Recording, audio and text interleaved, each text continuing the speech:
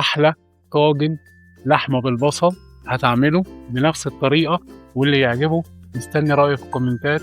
وهنا علشان نعمل احلى طاجن لحمه بالبصل معانا نص كيلو من اللحمه مقطعينها مكعبات تكون بالحجم ده. اول حاجه هنحط معلقه سمنه في الحله بتاعتنا، هننزل بشويه من الدهون اللي معانا، هننزل بالحبهان والقرفه، هننزل بورق اللورا، بالليمونه المجففه، وهنقلب كل ده كويس جدا مع بعض.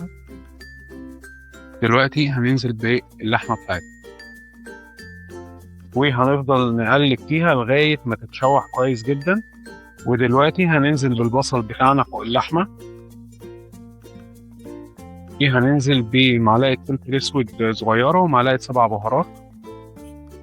ودلوقتي هنغطي عليها وهنسيبها 10 دقايق كده البصل ينزل الميه بتاعته تماما. ننزل عليها بكوبايه ميه سخنه، نسيبها بقى على نار متوسطه نص ساعه، ساعه الا ربع. هنا كده اللحمه بتاعتنا بقى لها تقريبا نص ساعه.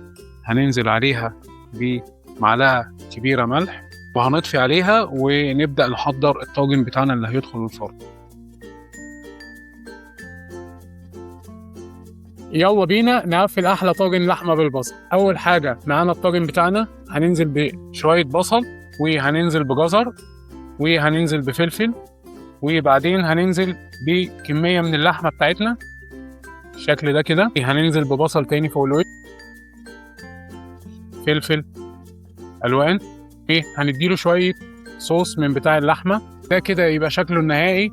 هنغطيه بفويل وندخله الفرن على درجة حرارة 180 في الرف اللي في النص لمدة نص ساعة. تعالى تعالى تعالى تعالى، شوف العظمة، شوف الحلاوة، شوف الطاجن، شوف شوف شوف شوف شوف شوف شوف شوف شوف, شوف. يا الله.